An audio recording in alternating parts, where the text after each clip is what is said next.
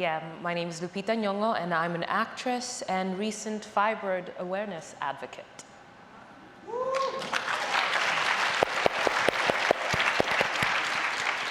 I'm Jill Biden. I'm the chair of the Milken Women's Health Network, and I had another job a couple months ago.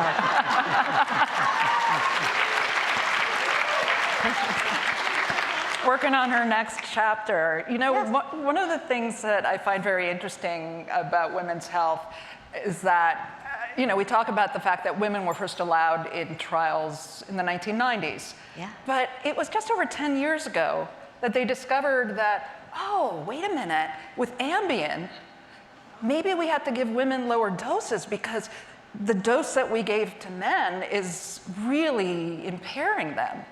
And even more recently, the breakthrough drug for Alzheimer's, Leqembi. Women are much more prone to have Alzheimer's, and yet this treatment, which, you know, has its own risks, is much more effective in men than in women, and they don't really know why. So it's a very interesting thing to be at this stage where we still have these questions about whether women are getting equity in terms of treatment, and yet we also have so many new companies that have been formed, so many new investments led by women that have led to new coverage for things like fertility and menopause, which we can now say out loud. It's so exciting. Dr. Biden, you've gotten involved with this. Where do you think we are right now? What drove you actually to get involved with women's health? Well, you know, I was actually, I'm an English professor, and I was in my White House office in the East Wing when I was grading papers. and so Maria Shriver called me, and she said, you know, do you mind if I come up, you know, and say hello? And I said, sure, come on in. So she came in and she said, Jill, there's a problem that we need to discuss, and it's women's health. And we need more funding, and we need more research in women's health.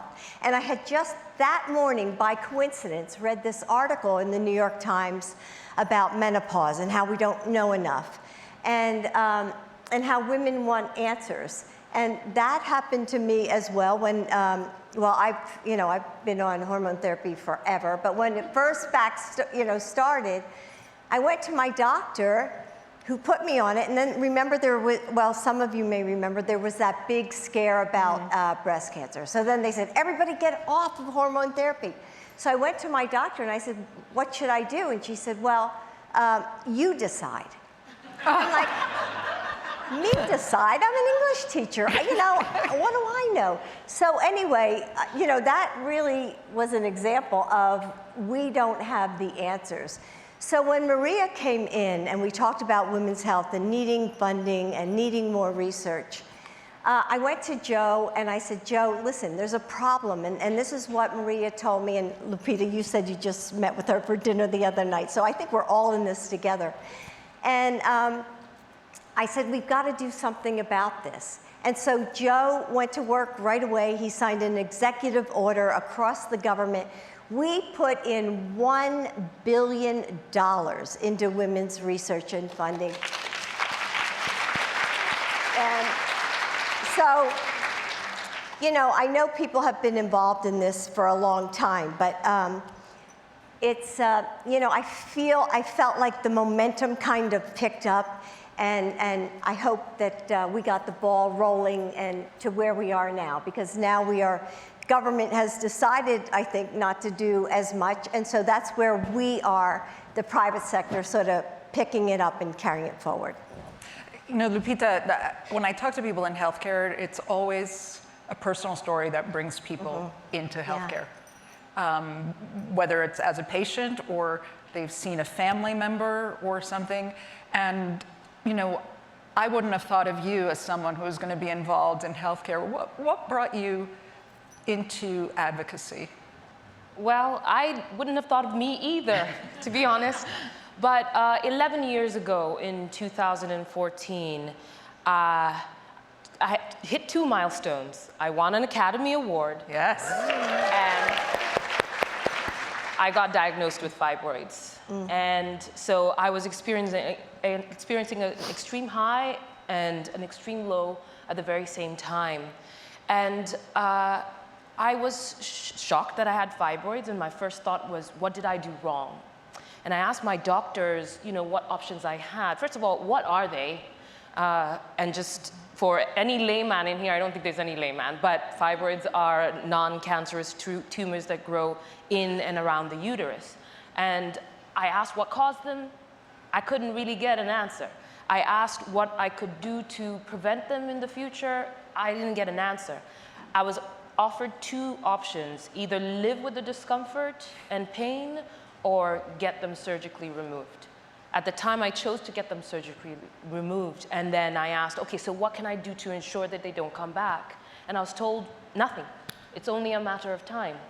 So I wasn't happy with the answer I was given, but I did what we all do. We suffer in silence, and I carried on, and I tried to look for alternatives to what my doctor was saying, and few came to the surface for me.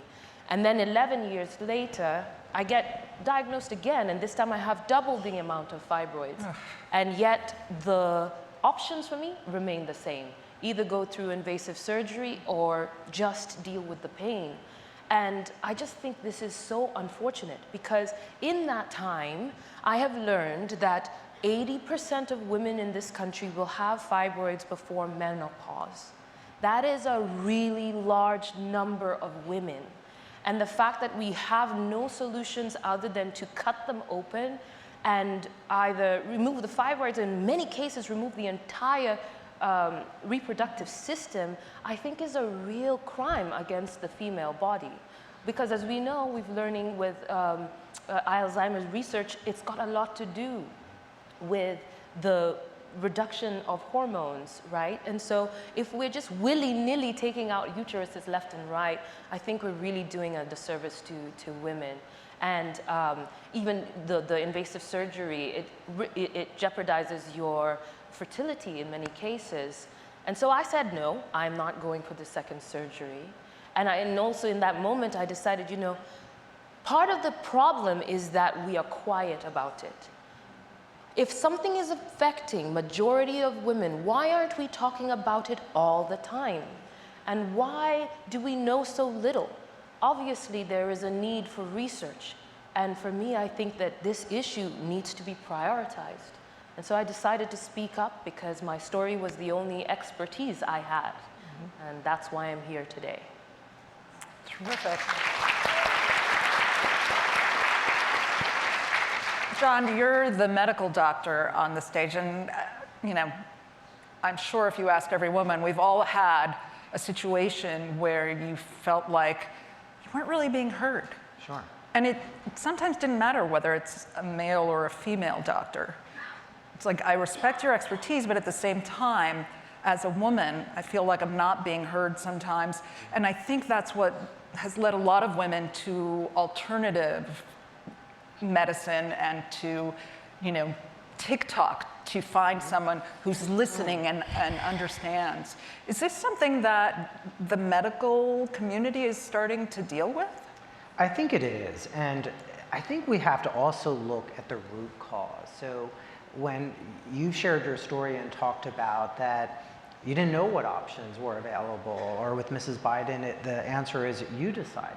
I think part of it goes back to the state of the science, which goes to clinical trials. And women are not enrolled in clinical trials as often as they need to be. And there's a variety of reasons why that's the case.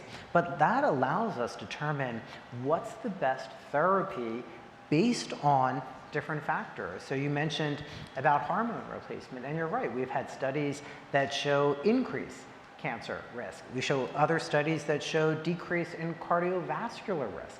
But you have to have that science base first to determine what are the best options for women based on different factors. And then I think you're right, that the medical profession historically has been very paternalistic, for lack of a better word. We'll tell you what to do, we'll tell you how to manage it, and women's health was not a priority, especially in terms of reproductive health or fertility. So when people aren't heard, especially in health, people go to alternative sources. And that's why I think many influencers are successful. They look like you, they talk like you, they hear you, and they share their story. The challenge at times, Bertha, is we also have misinformation on those platforms as well. So the medical community has to do a better job. And I think we are making some progress in that, not as much as we need to be to advance women's health. But it starts with science and research. I also wonder about the people who are in the room. I mean, we have people here who support it, but I think about over the last 5 years, as you've gotten more women involved in venture capitalism and pushing for this, and you've had more women with major philanthropy. And I don't know if you noticed, but I noticed that when you get women who give these big, big checks, they just give it, and they are very in tune with healthcare. They're not just about put my name on the building. Dr. Biden, do you think that that is part of what's helping move this forward? The fact that there are more women involved and really pushing? Absolutely. I think women make things happen. And I was in New York a couple months ago, and I visited a company called Maven. And they go in and talk to employers, and they get menopause services for women. And then Esther and I were just in Mexico, and we saw another company, Soyella.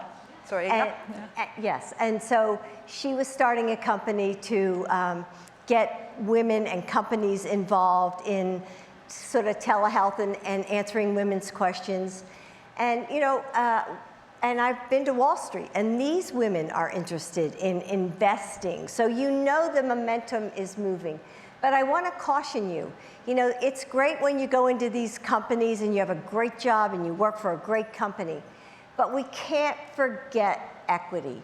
We can't forget the women in the rural areas, or the women, you know, maybe, I don't know, you know, Native Americans. I mean, people who really don't have access, like someone with a great job. And we cannot leave all these women behind. It has to be all of us receiving the same services and quality of services. That is one of the interesting things in terms of whether it's fertility care or now menopause care, hormonal replacement, and those kind of supports. Employers have embraced it because they realized that was a way to keep women in the workforce. But now you're starting to see it move on. Insurers are starting to pay for it across different platforms. One insurer told me they're going to start offering menopause support on their ACA plan. So it is interesting that people are starting to realize this needs to be for women in general, not just women in a certain position. Lupita, one of the things that you've gotten involved in is advocacy here on the Hill. And I wonder, I mean, gosh, you've played some difficult roles, including your role for the Oscar. How hard has that been coming up here and talking to folks? Well, it's been fun. I only just started, so I'm not jaded yet.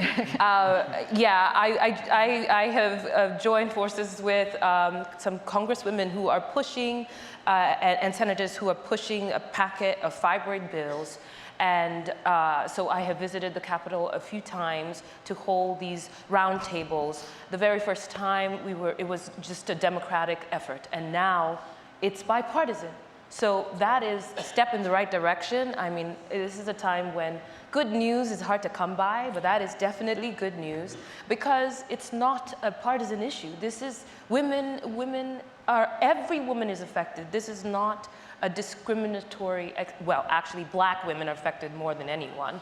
2 to 3 times as many black women are affected by fibroids, and we don't know why. So there is a need for this research. As John just said, there's a desperate need for us to understand why this is happening to so many of us, and what we can do to stop it. And so we have that public effort with the senators and congresswomen. And then in the private sector, I've joined forces with the Foundation for Women's Health and launched a grant, the Lupita Nyong'o Fibroid Research Grant, which is going to, we're looking for scientists who have ideas of what to study. The idea is to find less invasive and non-invasive treatment for fibroids, because one of the really scary things I've learned since I went public with my story, you won't believe how many women spoke in my comments, said that hysterectomy was the first option given to them, the first option. One woman talked about her being just shy of her adolescence and had to have a hysterectomy because that was the only option given. Wow. 600,000 hysterectomies are performed in this country every year. 90% of those are for non-cancerous conditions, and 39% of those are for fibroids. That is a ridiculously high amount of hysterectomies being performed. And when you think about men and how many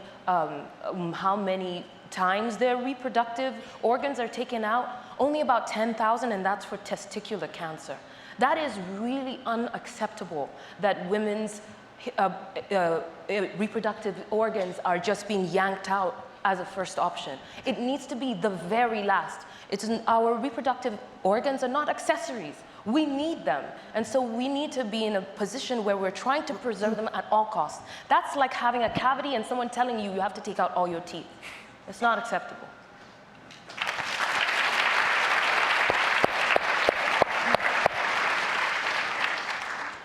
You know, John, I know that the AMA has been concerned about some of the regulatory issues that we're seeing. And we're all talking about how important it is to have research, and yet we are at a time where the NIH funding has really been cut. And I know, talking to a lot of people in healthcare, they're very concerned about this. As we are starting to make progress, do you think this step back in funding is going to be a setback for women's health research? I mean, research is what advances the science in terms of how we have more effective therapies. And I think your story is so important, and the data that you present. Data is always important, but the stories are even more powerful to help put it into context. And sadly, part of that discussion is around that physicians often don't have time to spend as much as they would like to with patients to help explain their illness, to help explain their options. There's a push to see more and more patients. So we have to acknowledge the importance of research, but it also goes to, as we talked earlier, and it's important to talk about reproductive health and fertility. But remember, cardiovascular disease is the leading cause of death in women. Cancer is the second leading cause of death in women. And I'm someone who's interested in health and has been a primary care physician. And by being part of this panel and our prep, I learned that Alzheimer's, women are 2 to 3 times more likely to have Alzheimer's than men. And how many of you knew that? I honestly did that. Well, this is an educated group. Okay. Well, you should all go to medical school. We knew it. We knew it. But we can't ignore those issues as well, because what happens to all of your points where women are dismissed, we've known that for years in cardiovascular disease, that their heart attacks present differently, that they're underdiagnosed, they're undertreated. And what many of us, and the AMA is very interested in, how can we use digital health and AI to improve care? And I know that's a big discussion here. So we have a physician workforce shortage, we have a nursing shortage, we have a pharmacist shortage. We're not going to be able to mint out new clinicians all of a sudden. And we have less research. So how are we going to use the tools that we're developing to better improve women's care? That's what we should be asking developers. And hopefully we don't train it to have the same old biases. Well, the reality is it might be trained on men. So we have to ask those things. You would think, well, no, it's not going to be. But I can't tell you that that will be the case. He talked about learning that Alzheimer's affects us more. As someone who has an APO4, APOE4 variant, I'm very, very well aware of that. I wonder, though, Jill, you know, heart disease is something that affects women, and we don't talk about it in terms of women as much. What aren't we focusing on in women's health that we should be more? Well, I think, you know, right now we're in the middle of, everybody's talking about menopause and IVF. I mean, Menopause is hot. Yeah, hot. Okay. Oh, no pun intended. Oh, no pun very much intended. So I think that's what everybody is talking about right now. But, you know, the things that we should be talking about are the things like you're saying, Doc, about the autoimmune diseases and about heart disease and about Alzheimer's disease. And, you know, I was reading an article actually yesterday about chat and what they were saying. You know, how many of us really in the last week have looked up some medical question on chat? How many of you? ChatGPT or Perplexity or? Well, now you say chat. I just learned. Oh, really? Yeah, you just say chat. So I learned something. I know. Well, this is just what the cool people do. Yeah? But they said, like, how do we know if what chat tells you is the truth? Like, how do we know that? You know? Yeah. Yeah. So it's an interesting question when you think about it. So anyway, I think that, and going forward, you know, I think that I definitely am, you know, postmenopausal. But as we look at where we are now, you know, all these women who are interested right now and so active in this menopause movement, you have to start to think, and you as entrepreneurs and companies and researchers and scientists, I hope that you look ahead at postmenopausal women, because that's going to be the next wave as we all age into it. So think about the things postmenopausal: osteoporosis, hair loss, Alzheimer's, dementia. There's this whole, you know, array of problems and diseases that are going to be affecting women. And remember, women live longer but in poorer health. And there's this whole thing with generational wealth, you know, because women live longer, they're going to be the ones who are the recipients of all the wealth in the household. And women hold the purse strings. Think of yourselves, in your household, how many of the health products do the women buy, you know, for your family? And how many do the men buy? I mean, I think my husband goes and buys what, razor blades or something like that when he goes to the pharmacy? We are the consumers. We are the ones who need the answers. Mm-hmm. Lupita, if you could move things forward, say in 6 months, what would you like to see happen? Oh, wow.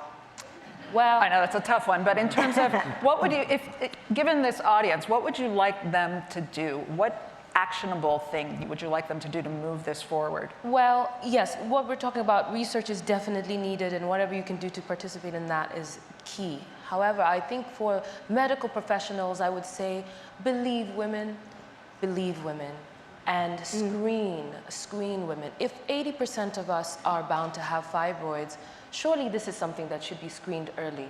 For me, I had to basically convince my doctor that something was wrong, you know? And then only then was I given an ultrasound that confirmed that I had fibroids. But if we are prone to fibroids, this is something that we ought to be seeing in regular checkups, you know? It's something that we should consider early. I've seen, again, too many women tell me that they've had to see many doctors and insist before they're given these the tests necessary, which is ultrasound and an MRI. And I think there's also a need for insurance to actually take this seriously. Fibroid surgery is considered elective in most cases. That is astounding, considering that wisdom teeth are covered, you know, and they affect 80% of people too. So I think we need to prioritize screening for this, and we eventually, when we have the money for the research, we will need the data, and the data is with medical practitioners. So John, you're outnumbered here. I am. I mean, have you ever experienced that? I'm just wondering. I mean, I think we've all experienced a situation. I mean, I remember going to the doctor once and, you know, she gave me the answer. I wanted a more holistic explanation, something that not just giving me an antibiotic, and her eyes glazed over. Sure. You know, I think part of it, for me, it's a little different, is being a physician, the dialogue that I'm going to have with another physician is different. But I've seen the experience of other family members where they feel they've been dismissed, as you've said, or they've been told you need to start an aspirin for the prevention of heart disease, where we've had different recommendations at different points of time, and it's just left at that. So I do think that's a challenge, but I do think that's also predicated upon how much time we have to see patients, and the push as more physicians become employed, that the number of patients that need to be seen per day increase. Look, no physician wants to see more patients. They want to spend more time with patients. And I think what technology can help us to do is, how do we personalize your treatment plan based on your characteristics? And that's where I think the real power of AI can be. And advocacy plays an important role, as you talked about whether insurance covers that or not. And I wasn't aware of that, but when you hear it, you just know that's not right. And how do you address that and use the effective tools? So there's not one issue that's the cause of this, to be honest. I think it's multifactorial in terms of the number of challenges that we face, the number of conditions that people have. They're coming in sicker. But how do we create a system that sees people and hears people and acknowledges their concerns and finds a treatment plan that's truly personalized for them? That's where we really need to make a lot of progress. And I do think, provide equitable access. Absolutely. And I do think chat, and I'm going to use chat, because I heard it from you, does play a role. And these tools are going to get better, but we have to have transparency. And what I think an important element that all of you are doing is, how do we empower patients, right? Information is power, but we have to make sure they get the best information to make the best decision for their health. Dr. Biden, you were going to say something to that? Or? No, I agree. We have to verify the information. Absolutely. That is the important part of chat, to be able to have a little bit of discrimination to look at and say, well, wait, where's the source on that? One of the things that I always try to find are the sources. Thank you all for a wonderful conversation and for all of the work that you are doing to help advance women's health. Well, Thanks. Thank you.